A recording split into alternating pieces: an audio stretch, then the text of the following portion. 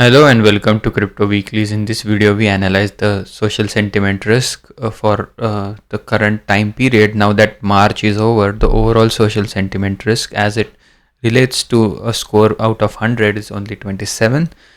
This is composite of the term frequencies that you see over here under the indicator narrative cloud or social sentiment related indicator. The first noticeable trend over here is that over the last 7 days, Bitcoin and Bitcoin related bullish sentiment has gone up, although the price action is largely down over the last 7 days.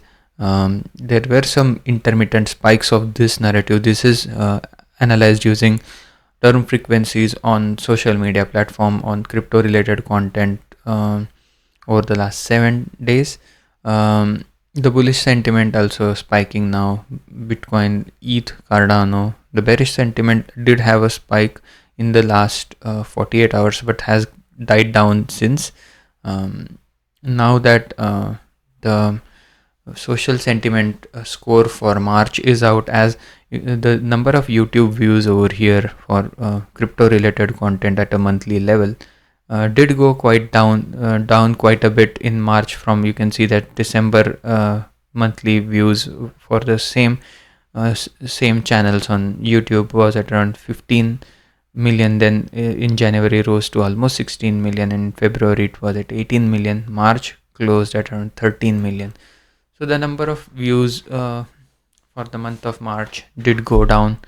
And the number of comments also again had a small spike in February, which again got way down in March. Now again April is just one day now into April, so doesn't make too much sense to analyze what happens in April until at least mid-April. Still the social sentiment risk for March, although in the lower quadrant, it's not still below 25. That would like to see towards the end of the bear market. Overall, where we can spend some time is analyzing the current composite risk of these major assets and how they are still at that level, slightly under that 0.3 zone, which is typically entry point of an accumulation territory. Right now, if we spend some time analyzing the Bitcoin chart using the diminished decay model, this model, this is the polynomial regression based mathematically derived fair value of Bitcoin using the data since 2014, so almost 12 years worth of data. The weekly price action of Bitcoin this white line attempts to cut that price action into two halves at a non-linear logarithmic basis to identify what's the fair value, and above which, if the price goes, Bitcoin is overvalued, below which, if the price goes and trades significantly below that, then it's undervalued. And using residuals, this logic becomes more clear. So for example, applying one standard deviation residual instead of the fair value, this makes a better estimation if the Bitcoin price action has entered a bearish phase or is getting an undervaluation zone where dollar cost averaging below the green line, with the hypothesis that Bitcoin continues to make a new all-time high from cycle to cycle, like it did from 2017, 2018 to 2021, and again in 2025 time period, also in 2014 time period. So every 4 years, if the hypothesis is that Bitcoin makes a new all-time high accumulating below the green line, typically signals an area in the accumulation zone. So what is that line in sand for Bitcoin in 2026? This level right now, again you can see that this function is a growing function. So in early December 2025, that green line was at around 57k. Now that green line has rose to about 59k. I wouldn't be too surprised in the later half of 2026. This green line is well over $60,000. And at the bottom, at the eventual Bitcoin bottom, what could also come into play is the 2 standard deviation residual, the dark green line over here. So the dark green line is the deep undervaluation zone. Again, you can see the time spent by Bitcoin below the green line, the 2 standard deviation zone, is less than 5%. So 1 standard deviation is where typically price action stays 68% of time. 2 standard deviation is typically where the price action spends about 95% of time. So anything beyond that 2 standard deviation residual is in that 5%. And again, this 5% is equal, if not equally, somewhat equally shared among this lower 2 standard deviation residual band and the upper 2 standard deviation residual band. So as you see in the bullish phases, above orange line is the 2 standard deviation residual overvaluation to the upside, and in the bear market it's the below the green line is the 2 standard deviation residual undervaluation to the downside. That level for Bitcoin currently is at around 44,000. Towards the end of the year, this could be somewhere close to 48k, between 46,000 and 48,000. At the eventual bottom, there could be a scenario where the price action barely touches this green line, and as this dark green line grows out into 2027 during the recovery like it did in 2023, price action spends a couple of weeks to months below the green line one more time. That could be a theoretical scenario. Right now, Bitcoin has, again, as this counter trend rally would suggest, which got rejected back at the fair value. If there is even more news which is positive, then there could be a rally back to the fair value, which is currently at around 78,000. On the other hand, if there is further downside for Bitcoin, the first level of support is that 59k. The current price of Bitcoin is currently coming at around 66k, which is kind of more closer to the fair value. If there is a rally about $12,000, that's the area, the bullish ceiling for those counter trend rally, whereas the bottom support kind of coincides with that 200-week simple moving average, which is currently at around 59k, that blue line over here. Also, that's where the fair value, the undervaluation using the 1 standard deviation residual is currently sitting at around 59k for Bitcoin.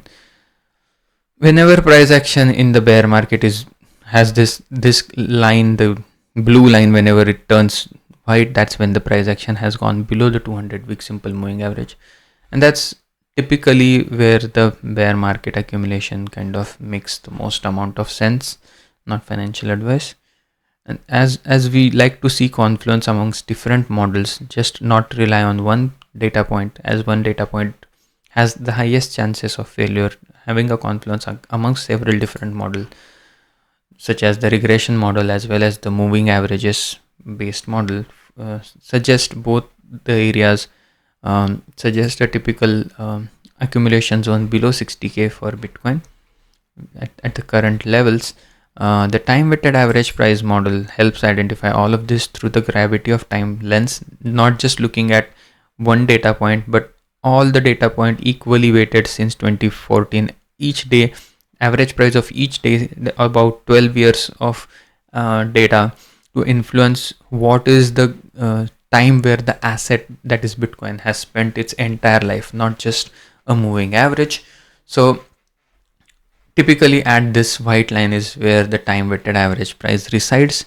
What you see that at the end of the bear market, the price does not come quite below or at the white line over here for Bitcoin, as Bitcoin gets more and more adoption, as well as bear markets become more and more palatable.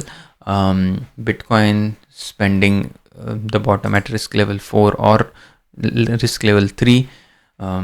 That's when accumulation related narratives makes the most amount of sense. Right now, the risk level for Bitcoin is at risk level 7. And this risk level 7 is kind of a dangerous territory at the end of the bear market. So for example, over here, the major bear market drop in 2022 occurred when the price action spent a lot of time at risk level 7. and one day the price kind of crashed from 29,000 to all the way to about less than 20k. Something similar in 2018 as well at this risk level. Spent months if not quarters at this level, and then one day all of a sudden towards the end of the bear market, the price action came crashing down 50% from that level. A 50% crash from 66k would be at around 33k, which would be kind of outlandish to expect at this point, but nonetheless, in with respect to the risk levels, the lower risk levels, which makes some sort of a sense for DCA for Bitcoin, are these risk level. Just to extend it, would be the earliest entry point would be risk level 5. Last time Bitcoin spent some time at risk level 5 with respect to the time weighted average price was all the way back in September 2023. So almost coming 3 years. Risk level 4, even more than that. This is March of 2023. So more than 3 years ago, price action was at risk level 4. So these kind of risk levels, price action has not seen for 3 plus years. Ideally at the end of the bear market for Bitcoin, if not risk level 4, at least the risk level 5 would more or less come into picture. By again, two things could happen. One is price action could stay sideways for a long time for this time weighted average price to catch up to it. So as the time weighted average price is 28k and price of Bitcoin is 66k, this is essentially more than the current price is essentially more than 2x of the time weighted average price, and each day spent at prices that are elevated to about 2.5x of the time weighted average price help pull the time weighted average price upward to it. That means the slope of this ascent for Bitcoin's time weighted average price, you can see the notice whenever the deflection between the price and the time weighted average price goes in the euphoria mode, it takes the time weighted average price along with it. So from 14k, the time weighted average price in the matter of one bull market was essentially did a 2x to 27k. If let's say 7-8 months more spent into this territory, that is more than 2x of the time weighted average price could easily pull the time weighted average price up to somewhere between 30,000 and 31,000 to 32,000. And at the bottom of the bear market, if the difference between the price and the time weighted average price, like it does at the eventual Bitcoin bottom at risk level 3 or even at risk level 4, the difference between the price and the time weighted average price was at around roughly speaking 33%. So 33% over 30k is adding another 10,000, which is 1/3 of 30,000. Would be the bottom for Bitcoin could be closer to 40k if that kind of a logic holds true towards the end of the bear market. So with that, we conclude the video by saying right now Bitcoin, although the composite risk score has signaled an entry into accumulation zone, there are other models such as the regression model, the 200-week simple moving average, as well as the time weighted average price model, which say that although the risks have gone down, they are not at that level where the bear market accumulation begins. And with that, hope you enjoyed the content. If you did, please give a like and subscribe, and hope to see you again tomorrow. Thank you and have a nice day. Bye bye.